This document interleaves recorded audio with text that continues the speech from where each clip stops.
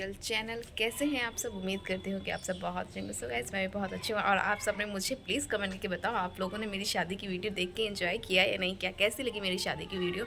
I hope अच्छी लगी होगी, क्योंकि बहुत सारे कमेंट आ रहे थे कि दी आप क्या हो गया बेटा, क्या चाहिए?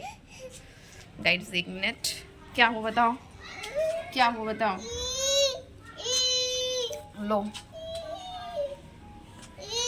झाड़ू भी चाहिए इनको गाइस, देख लो, झाड़ू भी चाहिए इनको। लो देखो गाइस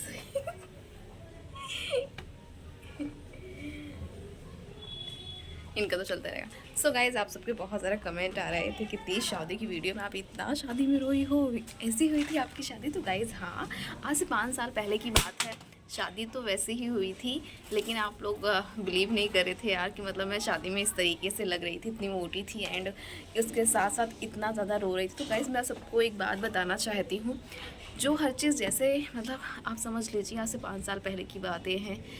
शादी हर हर एक लड़की का सपना होता है। हर कोई लड़की अपने शादी को लेकर सपने देखती है, मैंने भी देखे थे। लेकिन मेरी शादी में ना एक भी सपना ऐसा नहीं था जो मेरा पूरा हुआ हो, एक भी सपना। क्योंकि शुरू से लेके एंड तक में सिवाय तकलीफ़ के कुछ नहीं मिला मुझे। एंड शादी से पहले भी वही था। शादी से पहले मतलब जब तक मैं मायके में थी तब तक सब ठीक था। शादी के बाद मतलब हर चीज़ जो जैसा था वैसा नहीं हुआ। एंड जो रही बात शादी की, मैं बात बता रही हूँ। शादी में आप लोग मुझसे पूछ रहे थे कि आप खुश नहीं थी, तो शादी में आपको बता दूँ कि शादी में मैंने ही सतीश को पसंद किया था। एंड उसके साथ साथ मतलब घर वाले सिर्फ इस वजह से थोड़ा सा परेशान थे, पीछे हट रहे थे, क्योंकि दूर था। सतीश मुंबई में रहते थे, उसके साथ साथ जो इनका घर था, इनका जो मतलब जो होम टूर है वो है इलाहाबाद में, तो हमारे यहाँ से काफ़ी ज़्यादा दूर है। इसकी वजह से मेरे घर वाले थोड़ा सा परेशान थे। तो मैंने सोचा था कि ठीक है, कोई बात नहीं। मैं नहीं चाह रही थी कि मेरे घर वाले ज़्यादा परेशान हो, ये सब चीज़ें हों, तो इस वजह से मैंने सतीश को पसंद किया और हाँ किया। शादी हमारी हुई। शादी पसंद करने के बाद हमारे 1 साल बाद इंगेजमेंट हुई थी और 1 साल बाद शादी हुई थी हमारी। तो शादी में उतार चढ़ाव आपको पता ही है, हर किसी की लाइफ में उतार चढ़ाव आते हैं, हमारी लाइफ में भी आए। फाइनली हमारी शादी हुई। शादी के दिन मैं, जैसे आपने इंगेजमेंट की वीडियो देखी होगी, तो इंगेजमेंट की वीडियो मैंने वॉइस रिकॉर्ड की थी और उसमें मैंने आपको बताया था कि इंगेजमेंट में ही एक्सीडेंट हो गया था कुछ गाड़ियों का, जो हमारे यहाँ पे आ रही थी सगाई के लिए। सगाई वरीक्षा हमारा एक ही दिन हुआ था, तो वो हुआ पहला। जैसे ही कुछ अच्छा होने को हुआ तो बुरा हो गया। शादी में भी कुछ चीज़ें ऐसी हो गई जो मेरे लिए, सच बताऊँ तो मेरे लिए बहुत बहुत बड़ी बात थी। और हर लड़की का सपना होता है कि वो खुशी खुशी बारात को एंजॉय करे, लेकिन मेरी शादी में मैंने इतनी सी भी इंजॉयमेंट नहीं की है। आप सबने देखा होगा और कई लोगों को तो पता भी चल गया कि आप मतलब उस टाइम पे खुश नहीं थी, परेशान थी, बहुत ज़्यादा अपसेट थी। तो हाँ गाइज़, मैं बहुत ज़्यादा अपसेट थी, क्योंकि कुछ चीज़ें लाइफ में ऐसी हो जाती हैं अचानक से ना, कि जिसे हमें किसी चीज़ की उम्मीद नहीं होती है। उम्मीद नहीं होती है कि ये चीज़ हो सकता है, लेकिन हमारे साथ हो जाता है। तो फाइनली मेरे साथ भी वही हुआ और हुआ। शादी हुई, क्या कर सकते हैं शादी हुई हमारी। मैं खुश थी, ये भी बहुत ज़्यादा खुश थे। हमारी शादी हुई। शादी के बाद सब कुछ जैसे लाइफ चलती है वैसे हमारी लाइफ चल रही है, अच्छी खासी एकदम फर्स्ट क्लास। हाँ, और मैं आपसे एक बात और कहना चाहती हूँ गाइज़, आज के टाइम पे कोई किसी का नहीं होता है, चाहे वो लड़की हो, चाहे वो लड़का हो, चाहे वो लड़के के माँ बाप हो, चाहे वो लड़की के माँ बाप हो, ठीक है, चाहे लड़की के भाई बहन हो, चाहे लड़के के भाई बहन हो। मैं आपसे एक बात कहना चाहती हूँ, शादी से पहले हर रिश्ता अपना होता है। अगर जितना कुछ लड़कियां परेशान होती हैं ना, मैं जेल में हूँ, घर वाले नहीं जाने देते हैं, भाई लोग नहीं जाने देते, तो वो गलत सोचती हैं यार। आप ये सोचिए, जितना दिन आप मायके में हैं, एक लड़की की ज़िंदगी आधी ज़िंदगी, आधी से भी कम अपने मायके में बिताते हैं, ठीक है। तो आप ये सोचिए कि जितने भी दिन हमें हमारे मायके में है ना, हम जी लें अपनी ज़िंदगी, क्योंकि हम सिर्फ़ और सिर्फ हम अपनी ज़िंदगी अपने मायके में ही जी सकते हैं, अदरवाइज़ बिल्कुल भी नहीं। सपने के साथ हमें हमेशा समझौता ही करना है। एक लड़की की ज़िंदगी कहते हैं ससुराल में जाने के बाद एक समझौता। तो गाइज़ हाँ, समझौता ही करना होता है हर चीज़ से तुम समझौता भी कर लो, फिर भी इंसान खुश नहीं होता है। अगर आप चाहे उसे खुश कर लो ना, फिर भी आप खुश नहीं कर सकते हैं। कुछ भी कर लें, इंसान खुश होगा ही नहीं। अपनी पूरी दुनिया एंड अपनी पूरी हर एक चीज़ कदमों में रख देंगे तो भी खुश नहीं होगा। तो सबसे अच्छा कोई किसी का नहीं होता है। जो कुछ है तुम हो, ठीक है। जो परेशान हैं कई लोग हैं जिन्होंने जो मुझसे बात करते हैं मुझे बताई हैं, एंड यूट्यूब की मैं बातें कर रही हूँ, वो सोचते हैं हम बहुत परेशान हैं। तो नहीं गाइस, आप परेशान मत होइए। जो कुछ करना है आप अपने ऊपर डिपेंड होके करिए। एंड मैं यही कहूँगी कि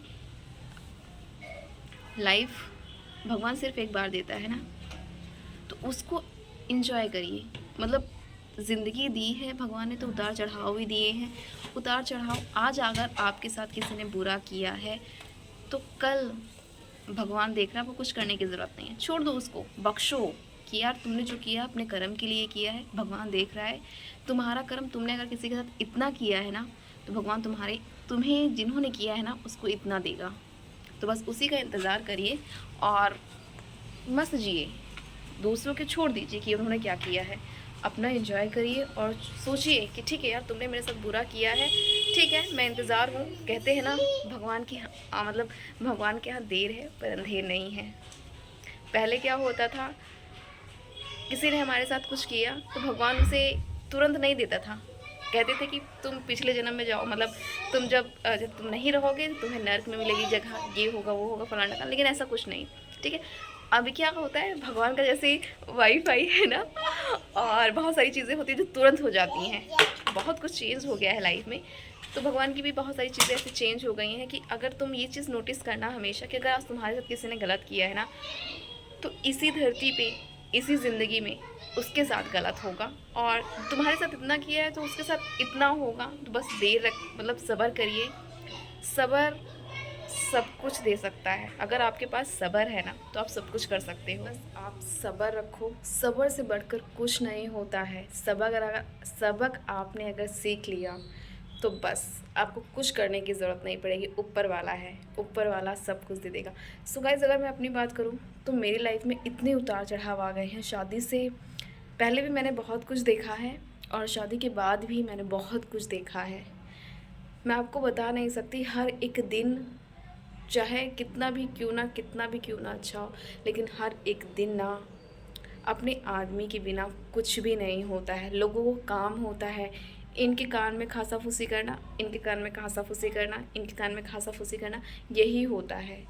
तो मुझे सिर्फ इतना कहना है आप लोगों से कि यार लोगों के बारे में आपको नहीं सोचना है। लोगों का काम है सिर्फ भड़कावा करना, एक दूसरे को अलग करना।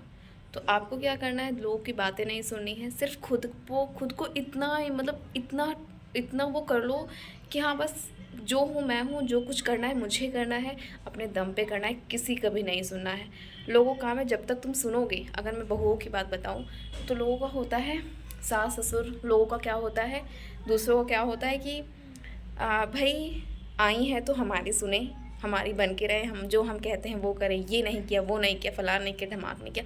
लोगों की यही होती है, चाहे जितना भी क्यों ना अच्छा परिवार हो, लोगों की सोच यही होती है।